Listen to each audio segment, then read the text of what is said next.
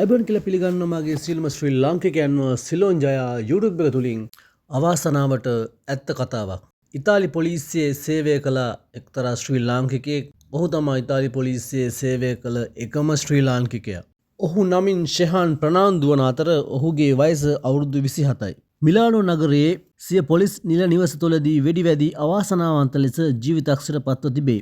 ඉතාලි මාධ්‍ය වාර්තා කරන පරිදි ඔහුගේ සිරුර සොයා ගන්නා විට රාජකාරිය සඳහා ඔහුට නිකුත් කර තිබූ ගිනි අවියද ඒ අසල තිබී සොයාගෙන ඇත.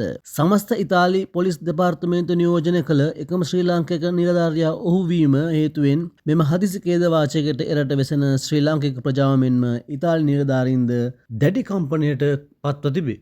අවිවාහක තරුණයෙක් වූ මියගිය ෂෙහාන් මහතාගේ උපන් ගම වෙන්නප්පුව. තල්දෙක ප්‍රදේශයේ වන අතර ඔහු දෙමාපියන්ද වසර ගණනාවක සිට ඉතාලිය රැකියාවල නිරත වෙමින් පදිංචිව සිටින බව වාර්තා වේ. මෙම අද්භූත මරණය සම්බන්ධයෙන් මේ වන විටත් එරට පොලිසිය විසින් දැඩි ලෙස පරීක්ෂණ කරමින් සිටී. ඔහුගේ රාජකාරී ගිනි අවියෙන් නොදැනුවත්කමින් ඔහුට වෙඩිල්ලක් නිකුත් වීමට නොහැකි බව බොහෝ දෙනාගේ මතයයි.